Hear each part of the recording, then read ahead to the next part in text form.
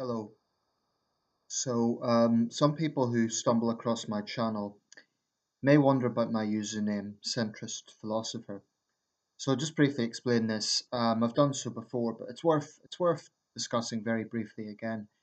Um, the centrist part really refers to the fact that I regard myself as politically in the centre.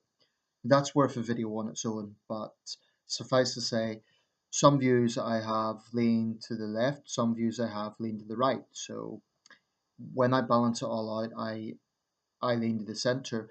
That's not to say that centrism is a specific ideology, and I guess that's why it's sometimes hard to pitch because it isn't a single ideology. So that's where the centrist comes from. Philosopher. Um, I've had a few trolls have kind of challenged me on this, like on the insinuation that I'm being pretentious or I think I'm a philosopher. Well, to be honest, it's purely meant to be somewhat light-hearted. I'm not a philosopher, and I don't pretend to be. But philosophy is thinking about thinking, and I just try to be reflective in my videos. So, centrist philosopher, I think it's just an original username. That's all.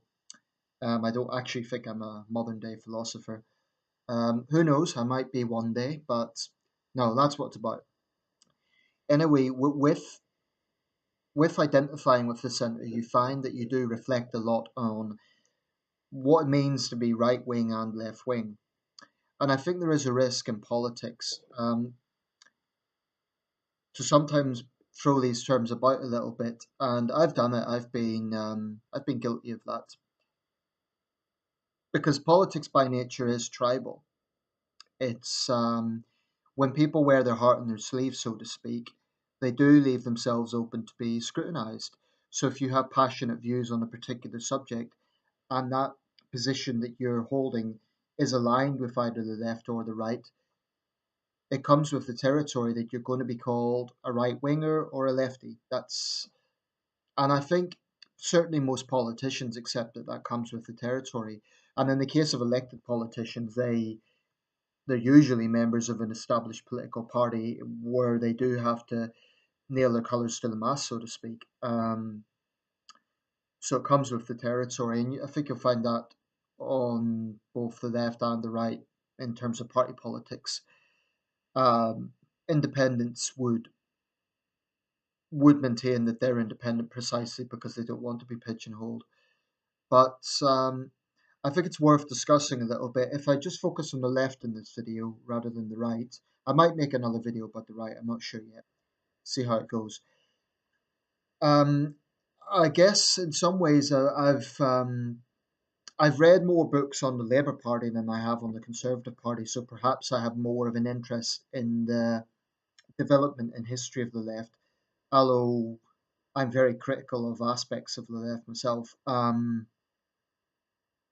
I find in some ways it's more interesting, perhaps because the labour movement is relatively newer than the conservative movement. Perhaps it's I don't know. Perhaps it's more interesting for that reason.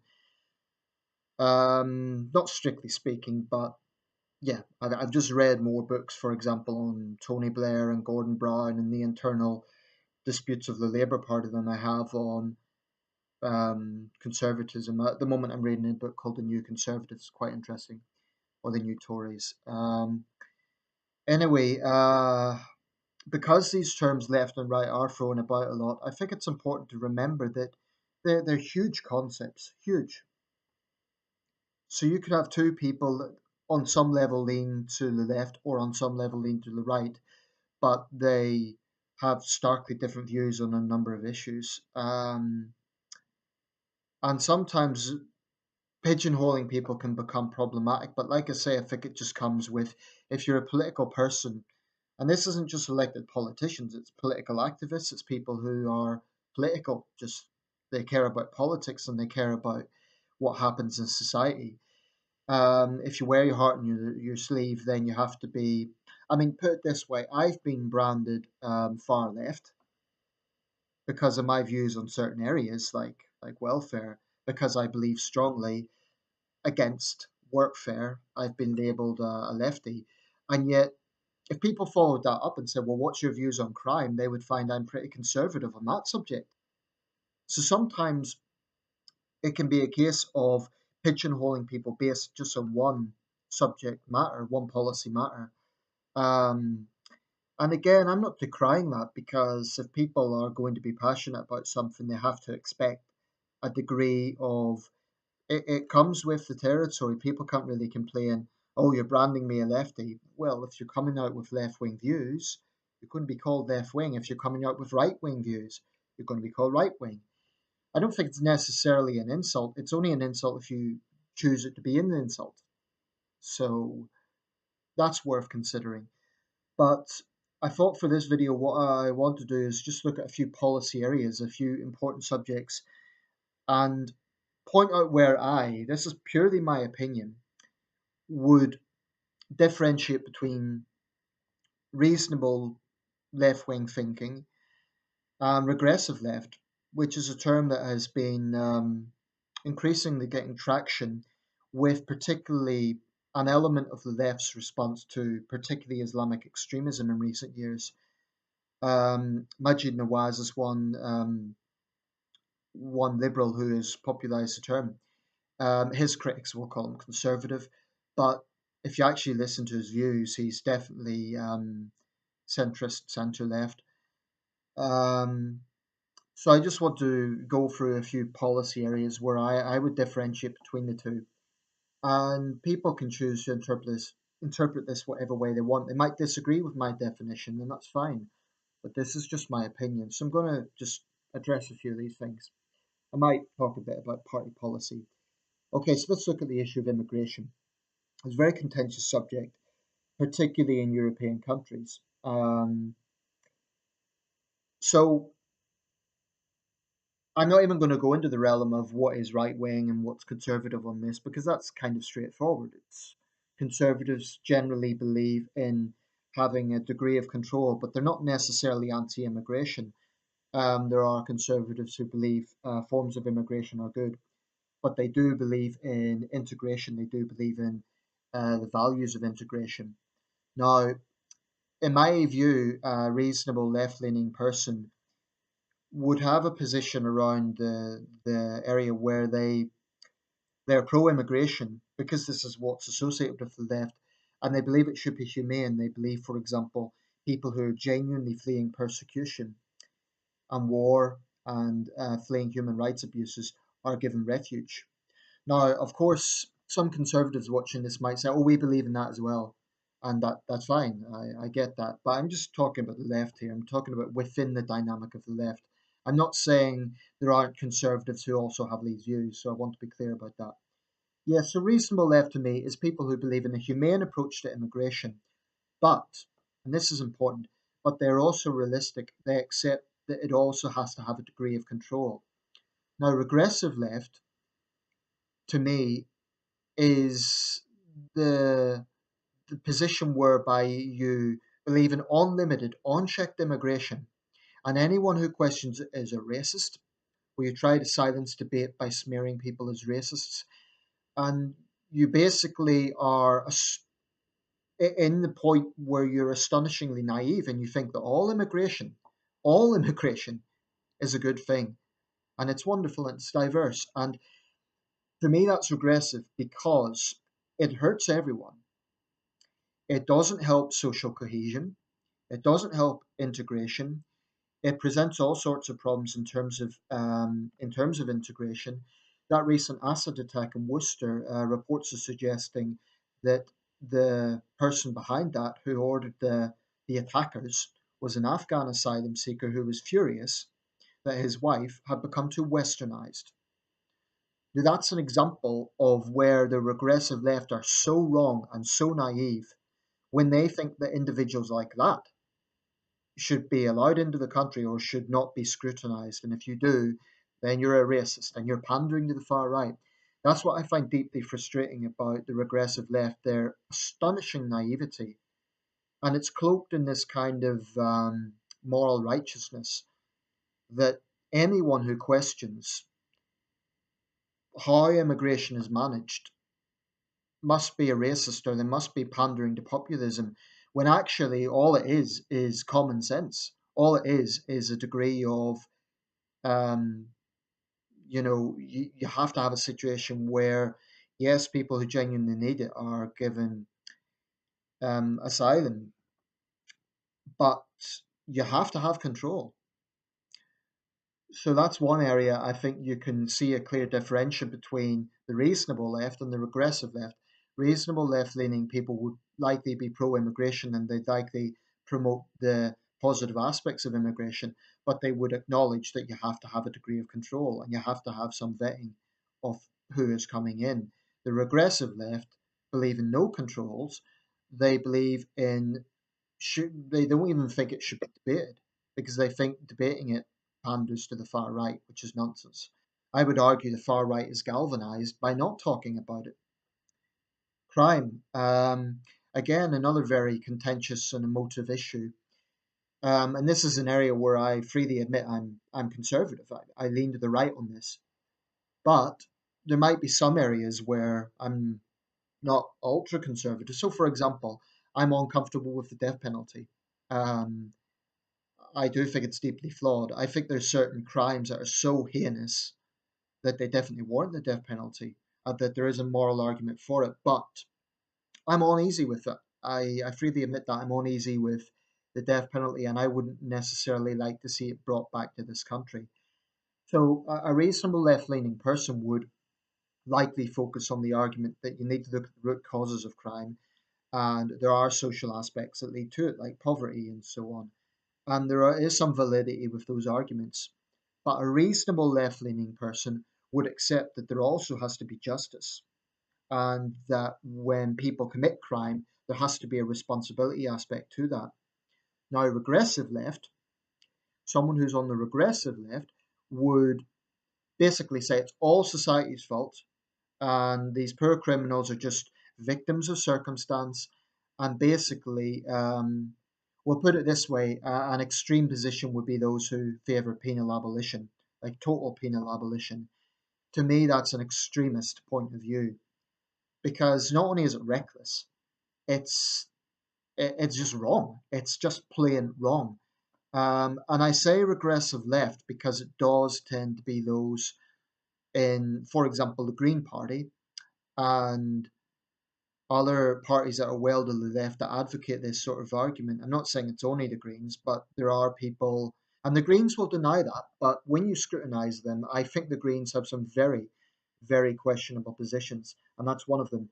Um, they would argue it's all society's fault. Criminals are the way they are because of it's all social impact on their thinking, and don't jail them because that just makes them more brutal. Let them roam the streets, and basically they advocate a tap on the wrist to use expression. To me, if you're not capable of recognizing that someone who hurts society has to be held accountable for their actions, that to me is an extreme position. It absolutely is an extreme position, and it's not only insulting to victims of crime; it's just unworkable. So that to me is really regressive left. Now, the third issue is a very topical one,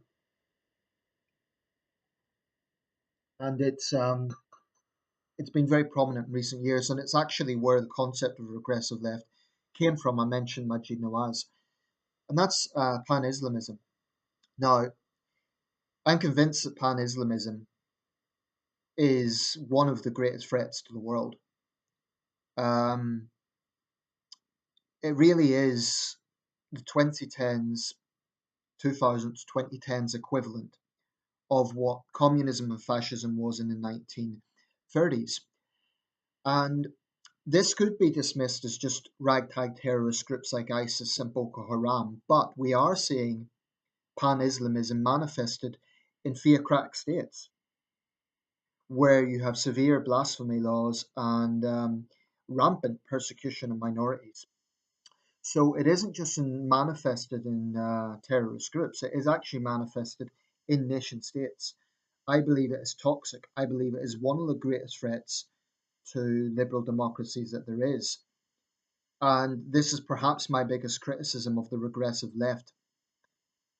And this is where you can make a clear differentiation because the traditional left are people who believe in women's rights, LGBT rights, um, and tolerance. Look at pan Islamism, it's a very polar opposite of those values. So it should be people who are associate with themselves with left wing values should be in the forefront of speaking out against Islamism. But what we've seen in recent years is a very strange coupling of left leaning people with Islamism. Now, of course, they'll condemn terrorist attacks and they'll say let's have vigils and it's terrible, but they will refuse to talk about the core issue of pan Islamist ideology. Whenever the government has tried to put forward anti-terror legislation, the regressive left's response is it's Islamophobic. It's targeting all Muslims, and yet Muslims are as much a victim of pan-Islamism as anyone. Especially when we see the sectarianism that's developed. Um, One buzzword for me, or one giveaway, if you like, of a regressive leftist is how casually they will use the word Islamophobic. I think it's a I think it's a nonsense word, to be quite honest.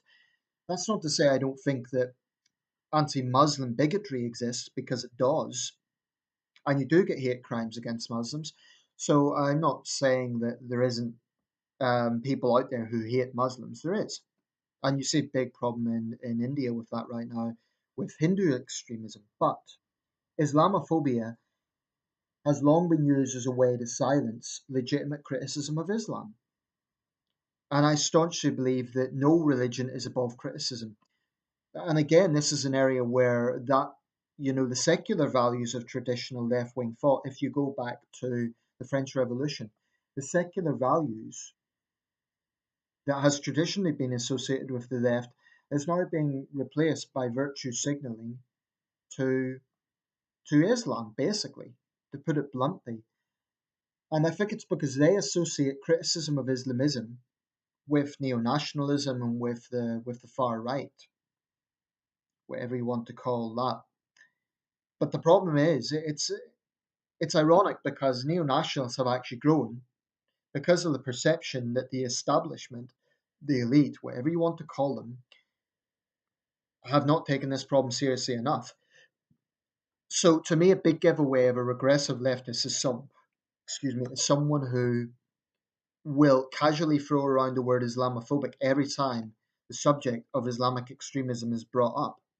Yes, there are people who just hate all Muslims, but this is a very, very real problem, and I find it incredibly frustrating that there are people out there who are so small-minded that instead of recognizing the proto-fascist ideology of pan-Islamism, because it's a supremacist ideology, instead of recognizing that for what it is, they spend all their time focusing on denouncing Islamophobia. It's pathetic, and it is incredibly frustrating because all that's doing is standing in the way of actually having a collective front against this ideology. Um, and to me, that's one of the main giveaways of the regressive left. Whereas a reasonable left leaning person would say, we're against demonizing all Muslims, but we also acknowledge that there is actually a threat here. And if you really do have values of egalitarianism, human rights, and so on, secularism, then you should be on the forefront of recognizing and condemning pan Islamism. So if you are more likely to say that Islam shouldn't be criticized because it might offend Muslims, rather than say it is wrong that people are murdered in Bangladesh and in other countries for perceived blasphemy, then you have your priorities wrong. If you believe that offense to a religion matters more than people brutally slaughtered in the name of that religion, then you're not promoting traditional centre left values. I would call you regressive left. I wouldn't even say far left necessarily. I don't think it's exactly the same thing. Far left, I suppose, would be identified with communism. And actually, communism is not necessarily pro Islamism. I mean, take China, for example. As a nation state, it doesn't tolerate Islamic extremism. So it's not necessarily far left and Islamism, it's regressive left and Islamism. And it's utterly pathetic. So those are some things for people to think about. I'm aware this video will have been provocative. So be it. I think there are issues that need to be discussed. And, I've known many left leaning people in my life. I've known some very likable, reasonable, open minded, and intelligent people who have been associated with the left. And many of them, I should say, are well to the left of myself. I wouldn't necessarily agree with all their positions, but I recognize that they're reasonable people. The regressive left, to be quite honest, I have very little respect for them because I think they are just that, regressive, where they are actually placating a hateful supremacist ideology, where they are silencing debate on important issues like crime and immigration by just throwing out, just name calling people as a racist, and so on. I've no time for that sort of mindset. And I'll leave it there. Thanks for watching.